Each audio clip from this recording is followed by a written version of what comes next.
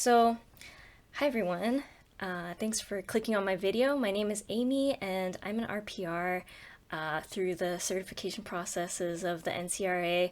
I'm a hobbyist stenographer, I guess. I never went to school for court reporting or stenography, and I thought I'd make this video because I know that there are some other people who have done the same thing. I think not many, but I really want to share some insights on self-learning and also to people that are maybe in court reporting school or who are trying to get their RPR.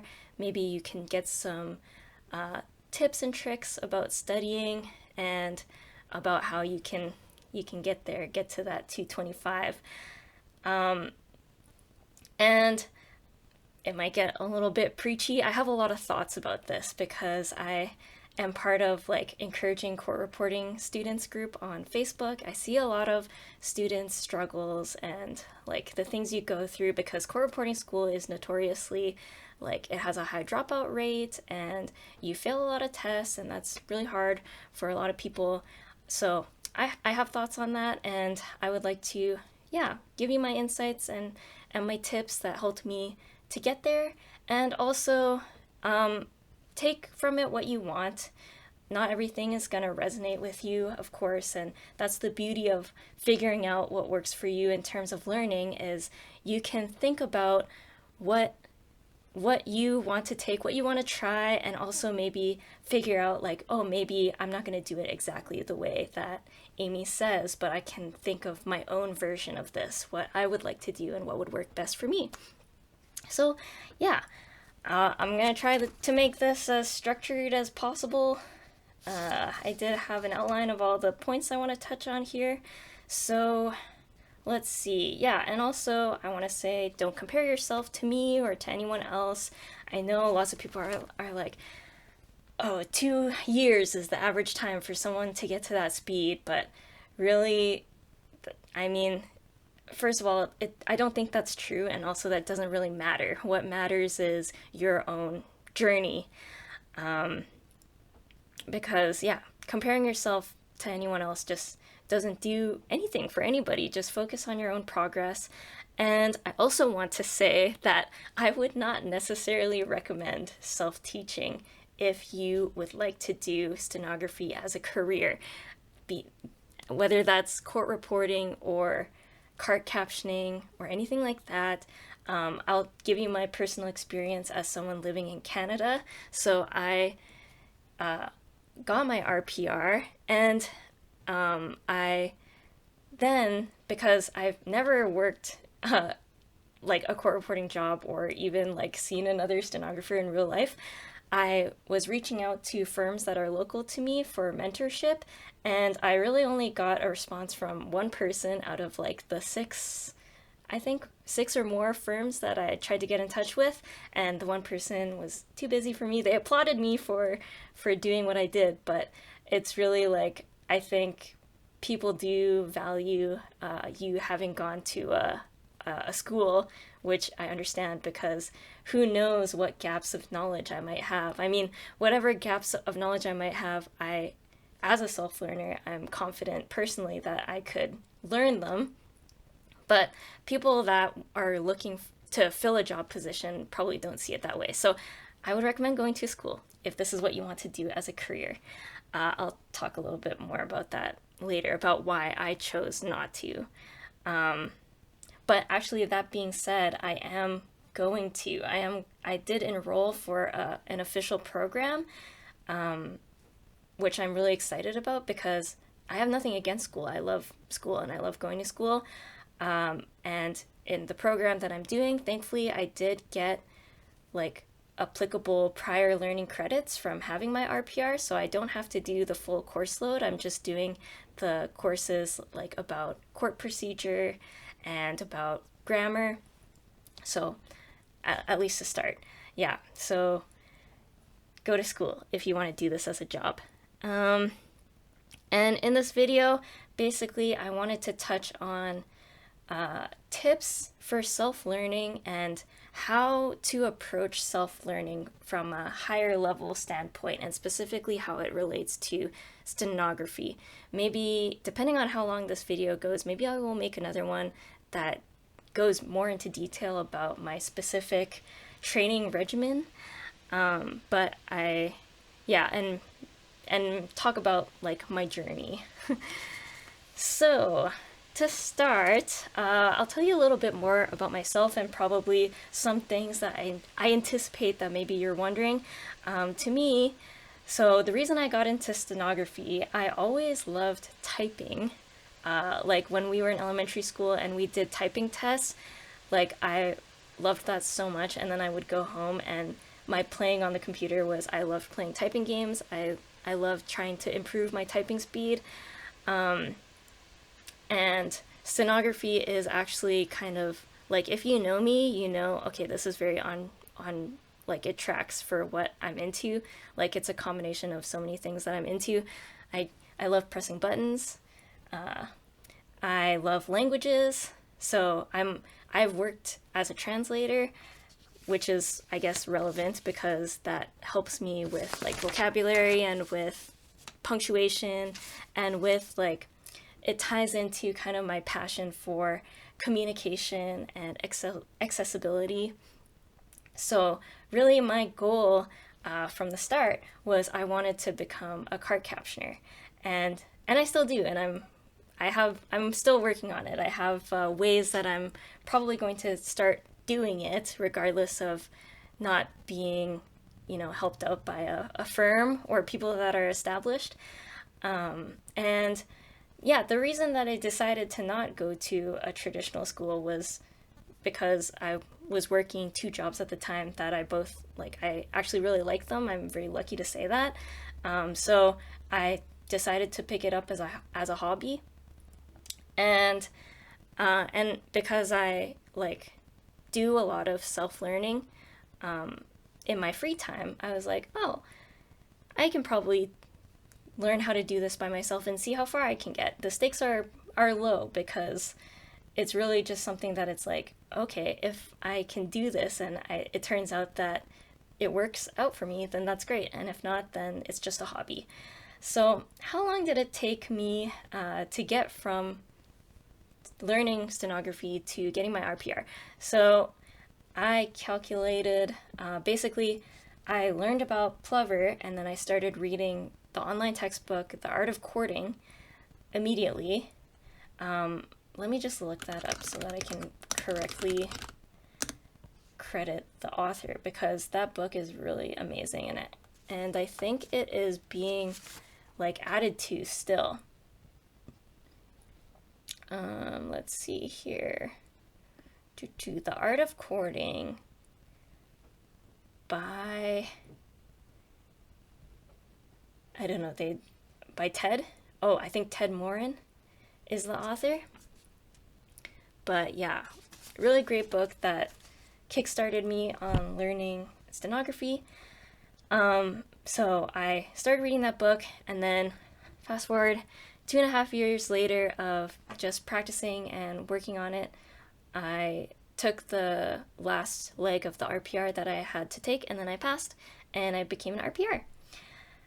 What theory did I learn? I learned Plover theory. So when I had first discovered Plover theory was the main one that was recommended. But I think now, since then, when you go to Plover's page, they start you off, like they link you to a textbook about lapwing theory, which looks really interesting as well. Personally, I like Plover theory really clicked with me, and I really like it. I don't have any other theories really to compare it to, but Plover theory really works for me, and I have also since like added a lot to my personal dictionary to make it my own, and yeah, I'm really glad I stuck with Plover theory. Hardware and software. So this is everything that I used to learn my stenography in terms of hardware and software. So software, I use Plover, which I've said it a bunch of times by now. but maybe I should explain it. If you aren't familiar, Plover is a free open source stenography software that you can install or download onto your computer, and then it allows you to use hobbyist keyboards or even like your own computer keyboard as long as it's N key rollover. And then also like real steno machines too can use Plover, and it'll allow you to output real human language onto a computer as if you were typing it, but using your stenography input device of choice. So when I first started, I found the Art of Chording and I started reading it, and luckily for me, my laptop keyboard is N key rollover, so I was able to just start experimenting right away with my laptop keyboard, which is like, yeah, it's pretty solid for when you're first like figuring out the easy combinations. When you get to the more like where there's a lot of fingers being held down, it's basically impossible. So like if you have to do initial GL, where it's like the 3 there, it doesn't work very well, but you can get the idea, the concept from it.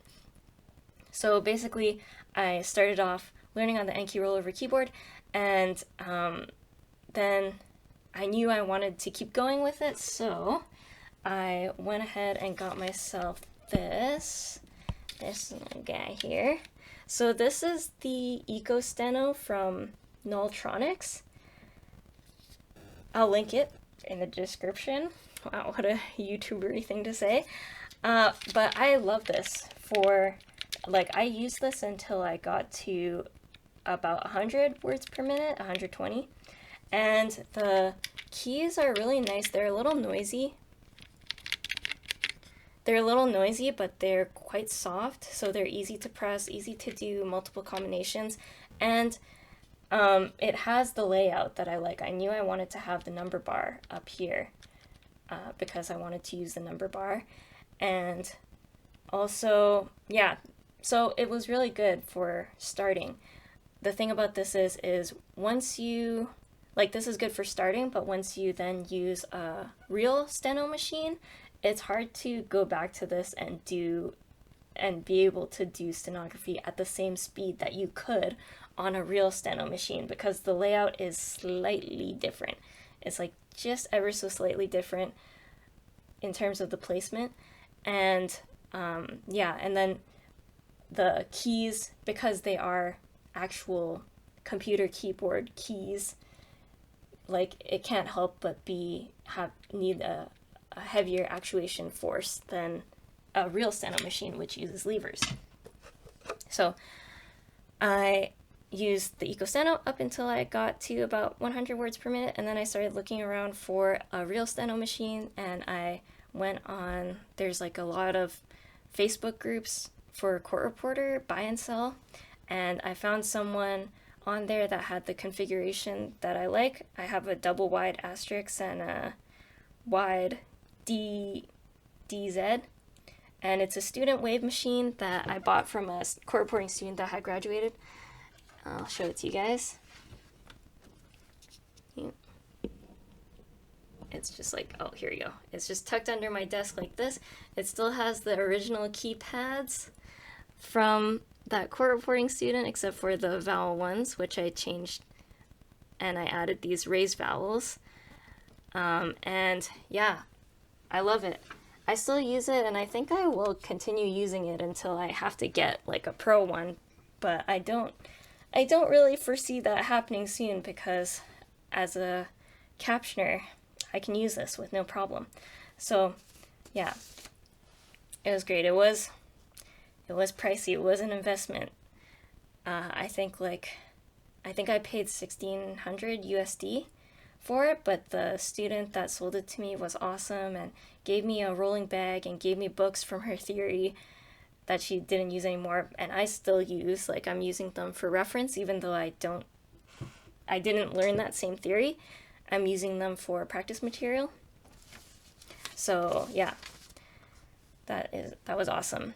So and then yeah, we'll talk more about the software. So I have Plover on my computer, And then I basically just write into Notepad. I just write into Notepad, and if I need to like get files of my raw steno notes, then you can do that using Plover.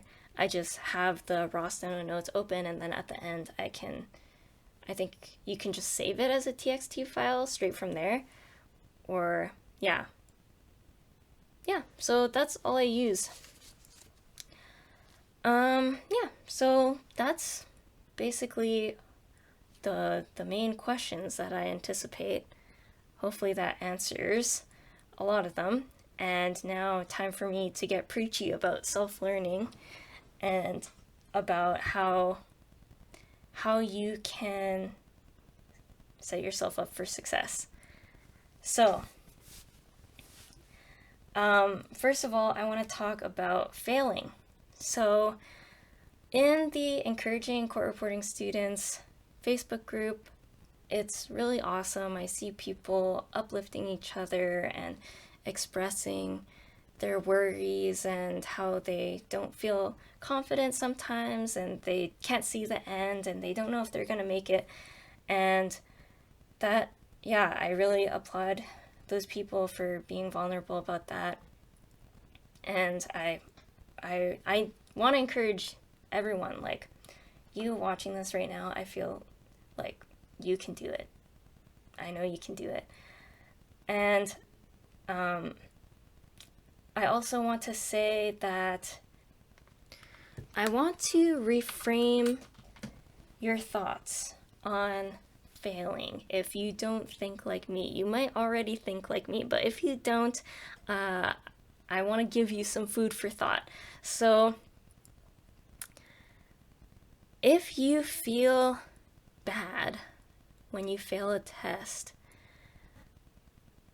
I think you should reframe the way you think about tests and the way you think about school.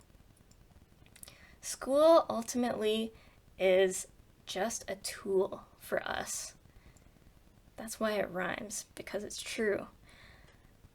When I think about the traditional school system, and yeah, like you go to school from kindergarten to grade 12, maybe you go pursue higher education after that, and when we're in that system, we're so entrenched in it that we we end up losing sight of why we're there in the first place. What is the main goal of school? I had to ask. I asked someone this recently because I'm tutoring someone who's in junior high right now. So I asked this person, "What do you think is the main goal of school?" And this person said to me, "Well, like, yeah, it's to prepare you for the real world, for after school. You know, you have to show up and you have to work a job and you have to do this and that and make money and be a productive member of society." And sure, that is all well and good, and that is what the adults tell us when we are in school, when we're young. But to me, the main purpose of school is learning, right? And it should be learning. The only reason that we have these tests and assignments is because there's such a huge volume of students versus teachers, is so they need some sort of metric to decide whether we've learned this material or we've put in enough effort that they deem is adequate for us to move on to the next step. So really, if you are looking to get good grades on a test, and that is the thing that determines whether you feel, sorry, I'm rustling my papers. If that is the thing that determines whether you feel that you've accomplished or you've learned something or not, that is just external. Like, it doesn't dictate who you are or what you know, your ability, your learning level. It's just a tool. When you look at it that way, well, okay, let me just interject quickly with saying that, so I did a bachelor's degree where one of my courses, I did fail. Like, I failed a whole university course, and it was one of the ones that was required for my degree. So I had to retake it, do it again for a whole semester, pay for it again. But when I failed it, like when I first saw that F grade after I'd done the final exam, I really like surprised myself with how nonchalant I felt about it. Because I was like, yeah, like it was really hard. And also, yeah, I deserve to have an F because I didn't actually like do well and I didn't grasp the material. And I want to do it again because I want to learn this material that is essential to my degree. And I would benefit from retaking this class. So, really, like, to sum it up, the exam score is a tool for you. If you get a good grade on an exam, then that's a signal to you that, okay, I'm on the right track, I've done well, and I know this material. If you get a bad grade on an exam, that is also a tool for you to signal, I need to put more time into learning this. And that is not a bad thing because like, sometimes all you need is time. All you need is time. All you need is a teacher or someone to explain it to you in another way, or for you to find another resource that explains it to you in another way, or try more practice problems, or do more dictations of a different subject matter. And when you look at it that way, every result is a tool for you to use and to help you with your learning. The school curriculum is just a guideline for you from people who are now doing the thing that you want to do, to say that, okay, this is what you need to know and this is what is useful for you to know if you are to go into the same field as me. Like, think about it. If the test that you did was easier and you passed, would that make you happy because you passed, even though maybe you don't know as much, like your ability isn't as high? Food for thought. And I want to mention too, like, things like test anxiety are very real, totally, and I haven't dealt with that personally, but I know that there's different ways that people can deal with that. I hope maybe my view, if you shift your mindset a little bit on tests, maybe that can put it into a different perspective for you. Look at the bigger picture. Look at it from a high level, and I know that in the end, you putting in that effort and you exercising your brain like a muscle in this way in order to pass this test is going to help you in the long run. It's just for your benefit.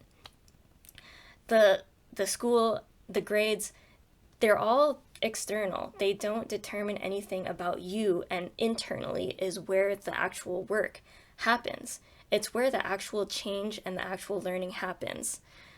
And yeah, that's something that I want to say about self-learning, because as someone that enjoys learning, I want to be a lifelong learner and just keep picking up skills, picking up different knowledge on different subject matters.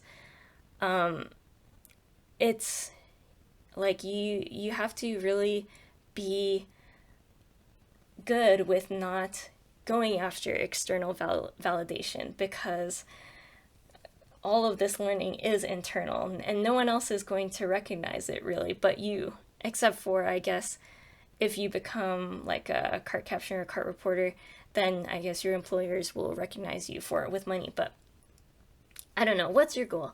Think about it. Think about what's your goal. Think about, like, at the end of the day, I can be proud of myself because I'm putting time into my learning. I'm investing in myself and my own skill set, and the school, the teacher, the grades doesn't dictate anything about me.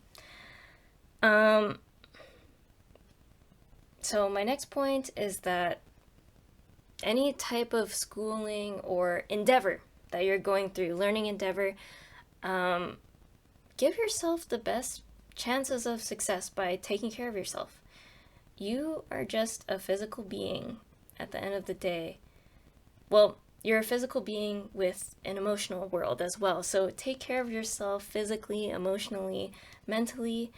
Um, I I truly believe that like sometimes if you have 30 minutes in the day and you are so tired, you're so like beaten down by life, you're not doing well, don't use those 30 minutes to practice or study unless it's something that really feels good for you. Use those 30 minutes to do something that feels good for you. Whether you need to take a nap or like make a yummy, healthy meal for yourself or just like go in quiet mode, like use that time to take care of yourself, and that's what's going to give you the best chances of success. Yeah, treat your brain like it's a little pet that you're taking care of. I could go on and on about this, but that's the essence of what I want to say. Another thing I want to say, you don't need AI for anything. You just don't. Especially for studying or learning stenography. I know some people are into this. I see this online in the Facebook group. But when you are learning something, especially a skill like stenography, giving your brain the workout is the goal. That is the thing that you want. The thing that you want isn't some external product. Like, it's not actually the transcript that you hand in that passes. That's not the thing that you're after. The thing that you're after is your transformed brain and skill set after you have undergone this studying and this working out of your brain, after you have worked out this muscle. It's like if you're training for a bodybuilding competition, unless you really are doing it for the validation of others or for a trophy, the trophy is not the goal. That's not the thing that you want. The thing that you want is your transformed self from having gone through this process and from giving yourself these challenges and trying to meet them. So using AI really isn't going to help you or serve you in any way. Also, I could go on and on about how it's bad for the planet and about how it uses stolen data for training sets and things like that. But I think at the end of the day, you are just doing yourself a disservice if you use AI for anything. Okay, getting off my soapbox now. My next point, something that really helped me in studying and that I really like is being a completionist. So if you're a gamer, you might kind of understand where I'm coming from. What I mean is, like, if you think about all the words in the English language, there's a finite set of words. There's a finite set of words that are in the dictionary, at least, and then there's extra words out there that might be made up, but those can be covered with fingerspelling. So if you learn how to write every single English word in the dictionary, which there's a finite number of, you can complete it technically. Like, you can reach the end. And there's like also breaking this down, it's less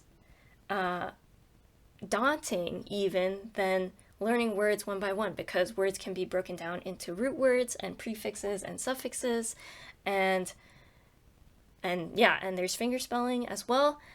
So that's looking at it from a dictionary perspective. From another perspective, say if like I have for dictation practice, I have, say I'm working with Real-Time Coach.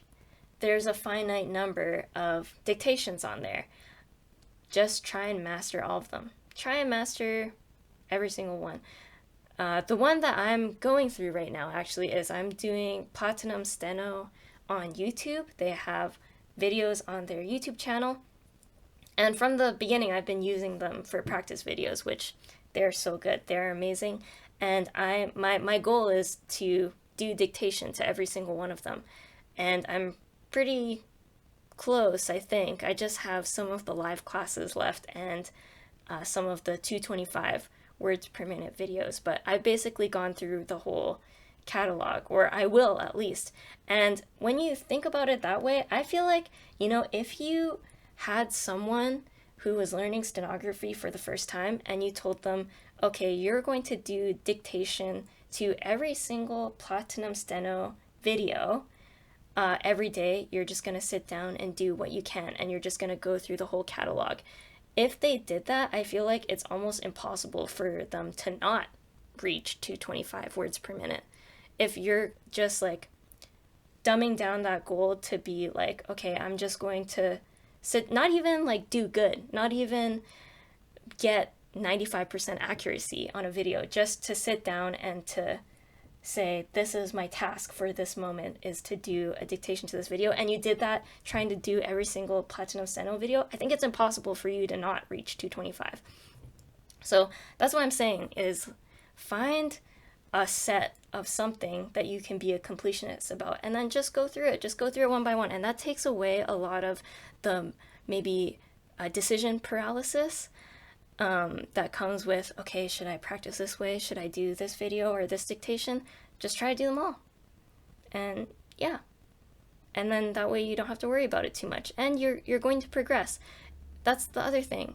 The more time and energy you invest in anything, especially a skill like stenography, it's inevitable that you're going to get better. Like, you just are. And especially if it's quality time that you're investing in it. Quality focused time. Okay, so let's talk about the roadmap. This is my personal roadmap, or what I did. So in general, I'm just going to talk about how I got here, and then I'll maybe go more into detail about each thing. So the first thing is, you pick a theory, you learn it. I chose Plover theory. If you are, thinking about theories and thinking about whether you should switch or incorporate things from other theories, I would say try it and see. That's the best way to do it. With any technique that you see, or any sort of practice advice that you get, I've done this a lot with things that I've seen in the Facebook groups. I've seen practice techniques that I've never heard of. Just give it a try and see if it works for you, because it just might, and it might be the thing that you are needing, actually. So especially if it's something where you see the practice technique and you're like, that does not sound fun at all, I do not want to do that, that's probably a sign that you should try it, and maybe you should be doing that the most, because maybe that's what you need. Okay, so theory, and then from there, you're speed building, trying to get up your speed in different subject matters and practice material types, literary, jury charge, Q&A. If you are going for the RPR specifically, I would recommend using Real-Time Coach, because that's the platform that they test you on. So if you are using Real-Time Coach for a good few weeks or a month before your test, you're going to be really used to how the layout is and how it works and how the grading shows up once you submit it, and what the formats is. Because once you finish a test, then you get to see the transcript that yours is being compared to for accuracy. So you can see what it is actually that they're looking for. I was going to say something else about this. Real-Time Coach. Oh, yeah. So it is like a paid subscription. You do have to pay per month for it, but sometimes, I think maybe it's once a year in the springtime, they will have a few days, like a week, where it's free to everyone to use. And then if you win the competition of who's spending the most time testing, then you get a free month or something like that. So definitely try to get in on that if you want to just try it for free. They do have usually a period of time where you can try it for free. I think it's in the spring. Yeah, so that's speed building. So that's speed building. And then once you have your speed, I know easier said than done. Once you have your speed, then taking the RPR. So the RPR costs money. So I didn't know this, but so you pay to take the written knowledge test, and then there's 3 legs of the skills test that you have to pass. So literary, jury charge, and Q&A, and you have to pay for each leg of it as well.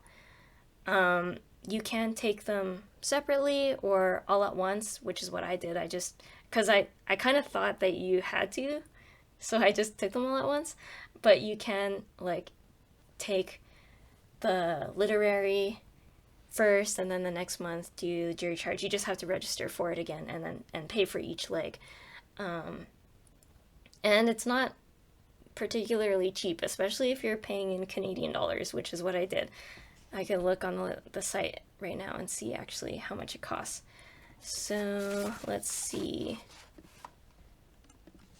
NCRA certifications. And yeah, they have member prices and non-member prices. I took it as a non-member, so I paid, let's see.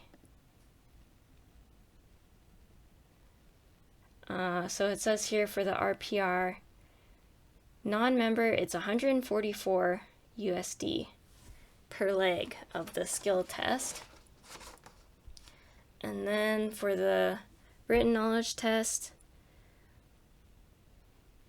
it's 253 USD for the written knowledge test. That's more expensive than I'm remembering, but yeah, okay, that's what it says on the website right now. So yeah, so you have to pay for those, and then technically in order to use the RPR title, you have to join the NCRA as a member within 30 days of you passing your final portion that makes you a full RPR. So you've passed 4 out of 4 of the things, you then have to pay the fees to become a member. Yeah.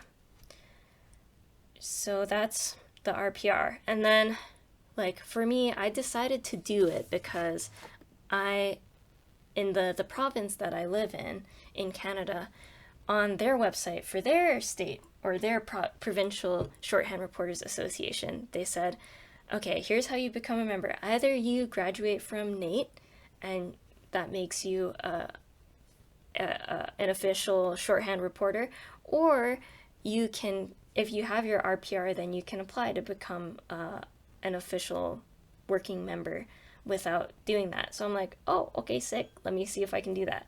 So I did that, and then I have applied, but I don't think I like officially have that status yet in my province. Okay, so that's the three parts of my roadmap, and let's talk about some each of them more in depth and some of the concrete tips I have. So, your theory. So once you've picked a theory and you're learning it and you like it, you really want to know that theory, like it's becoming a part of you. It's becoming a part of your language, like you are learning a new language actually. And so you want to be able to start learning the briefs and the phrases in that theory, as well as how to write things out phonetically. My tip for briefs and phrases comes from foreign language learning, because I have learned foreign languages kind of as a hobby for a really long time, for most of my life. So this is one that I used when I was learning another language, which is called spaced repetition, using flashcards. And I love flashcards. I also used flashcards to learn concepts in my university degree, and it just really vibes with me. And I think especially for anything language related, which stenography is, spaced repetition is a really good way to go about this. I guess I'll show you my flashcards, but I think I won't talk too much about this because it's really, like, we could get into the weeds here.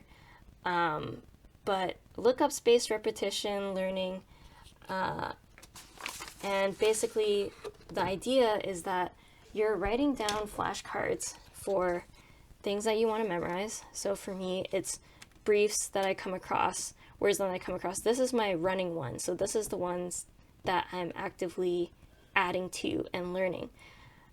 Once I've gone through that, it goes through to a second box, which this is like my purgatory. These are going to form a stack, and then I have other stacks as well. There's one there.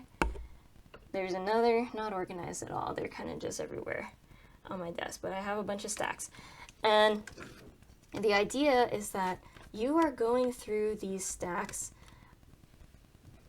at fixed time intervals. So once I have a stack, I'm going to go through it, and then the next time I review that stack, it is going to be in 3 weeks. In 3 weeks, I'm going to review that stack. When I review that stack in 3 weeks, any of the briefs that I did not remember that I need to review, it's going to go back into my active running list. And then any of the ones that I accomplished to remember, I succeeded in remembering, are going to stay in this stack. And now this stack, the next time I'm going to review it, is in 6 weeks. And so in 6 weeks, I do the same thing. I go through anything that needs to go into my active stack. I'm going to put it there. But then I have my 6-week stack, which the next time I'm going to review it is going to be in, what's double 6 weeks? 3 months? 3 months. Like 12 weeks, approximately. So 3 months. And so on. And then once I've made it to like a year, then I just retire that stack because I can deem that that now lives in my very long-term memory. And I probably like know it. Whoop. Okay, so that's theory. I have a lot more I can say on this, but this video is already getting long, so I think I'll have to make another video that's going more in depth about techniques that I have if people are interested to learn about that. Okay, so let's talk a bit about speed building now.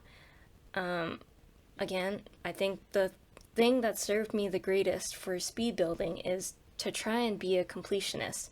Just do everything that you come across. When you're out and about in the wild or when you're watching TV, be thinking about how you could write these things in steno, how you would sound it out, what sort of brief you would come up with on the fly if you had to, and really like absorb all the potential topics that you could be writing about. The possibilities, I want to say, are endless, but they're actually finite, which is funny. They're finite, so be a completionist about it. Because, yeah, the thought that the possibilities are endless is what makes this a daunting task for us. But if you think, actually, the possibilities are finite because there's a finite amount of words and a finite amount of, okay, maybe, yeah, there's a finite amount of words and a finite amount of topics and things that would be conceivably covered in, say, a court hearing or a university lecture. So just absorb it all and try and do your best. I see it as a challenge, and that excites me, and it makes it like a very fun task to try and accomplish. Okay, I have a system for practicing that I just made up, and because, like, here's the way I see it. You have to make up systems and games to take away the decision paralysis and to take away your thoughts, your looming thoughts of, oh, maybe I should be doing it this way or maybe I should be doing it that way. If you have like doubts, or if you have, if you're thinking, oh, maybe I want to try and incorporate this new technique, build that into your system. My system is I do things in rounds that are composed of bytes, and this is how I structure it. I take little bites of different practice techniques. So, for example, Typey Type is a website that has, it's like, there's lists of words, and then you have to write those lists, and then it'll give you the words per minute that you did and your accuracy, but it has a list of words that are all organized by category, and then also some stories.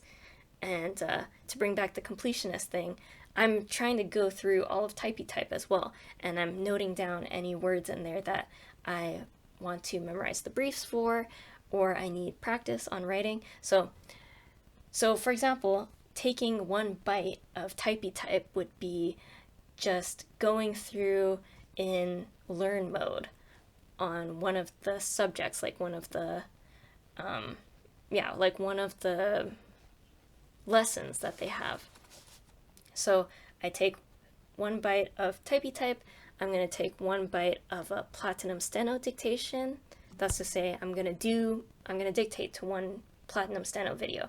I'm going to take one byte of Monkey Type, which to me, I have different ways of practicing with Monkey Type. I'll practice fingerspelling in there, or I'll practice doing the excerpts until I can go through one at a fast speed at 100% accuracy, and then I'll keep doing it until I make a mistake, and then I'll be like, okay, that's done. So in general, like a byte is going to be 2 to 10 minutes of focused practice using a tool or using a method. And then maybe I'll take a byte of a TED Talk, so I'll try captioning a TED Talk. And then, like, my rounds are composed of about 5 or 6 of these bytes. And the beauty of this is that if I'm really busy, I can just do one byte in between whatever else I'm doing in my day. Like, I'm getting ready in the morning, so maybe I will wake up, I'll do a bite of something, and then I'll go eat breakfast, I'll take my vitamins, I'll do another bite, and then I'll go brush my teeth. You know, I build it into my daily routine. So there are some days where, like, I'm doing lots of stuff, so I'll do, like, no bites, or I'll do 1 or 2 bites. It's still something. And then there's some days where I will dictate I'll devote the majority of the day to steno practice, so I'll end up doing, like, 5 or 6 rounds. So that's my method of speed building. If I do another video that goes more in depth, I'll talk more about where I found these bytes and how I decided what I'm going to use as a byte. Most of it just comes from, or did come when I was first starting out, from the Plover wiki. There's like a Plover wiki that I'll link it in the description. I think it's a little bit different now, like it's structured differently, but it also has like a roadmap, and it has tons of resources for what you would use for practicing steno. And as a completionist, I used that as like my Bible, so I just tried all of them. And I just did all of them. Okay, last thing I'm going to talk about is the preparing for the RPR, if this is something that you're going to do. So the RPR is comprised of the written knowledge test and 3 skills tests. I'm just going to give you tips. So go on the Encouraging Chord Reporting Students Facebook group, just search up RPR or WKT, and just look at all the things that people have said. I just went through there, I looked at all the comments, I screenshot anything that had like information, whether it's practice tips or information about the actual test, and I like read through that. Let's see. Oh, take it early in your cycle if you can. So like when you register for it, you have a window of like 20 days to take it. From what I've heard, it's better to take it early in the cycle, because later on there's like a rush of people going through the site trying to take it at the same time, and sometimes that can result in technical difficulties, which the NCRA is like, I've heard a lot of people having issues with that, and I just really hope they get that sorted out, because I can imagine how stressful that is. I did mine early in the cycle just because I wanted to get it over with, and everything went fine. So I think if you try to do it earlier in the cycle, you are more likely to not have technical issues. Okay, 100% completionist type go through the NCRA website and anything they have related to the RPR or the certification that you're taking. So if you go through, like, it's not really all in one place, it's kind of scattered all over the website. So I went through the whole website. Anytime there was a PDF file that opened that gives you more information about how to take the test, like the test procedures, the structure of it, the subjects that are covered. Anytime there was a PDF that opened up, I went ahead and printed that out so that I have a hard copy, so I could read through it line by line, highlight things that I think are important, write notes next to things, and just like really had it, because that really helped me to feel prepared for what it was going to be. And when you feel more prepared, when you feel more confident, that just gives you another leg up, I think, when you're going in to take that test. So just get really familiar with everything on the NCRA website relating to that certification. And yeah, I've mentioned the Encouraging Court Reporting Students group already. I think it's a fantastic resource. I made another post on that website, or sorry, in that group, after I had passed my RPR with some more tips, some more thoughts. So if you're interested in reading that, you can go to that group and search my name. Yeah, and you'll probably find it. But yeah, that's all I have to say for today. This is already quite a long video. Yeah, thanks for watching, and I truly believe in you, but it doesn't matter, okay?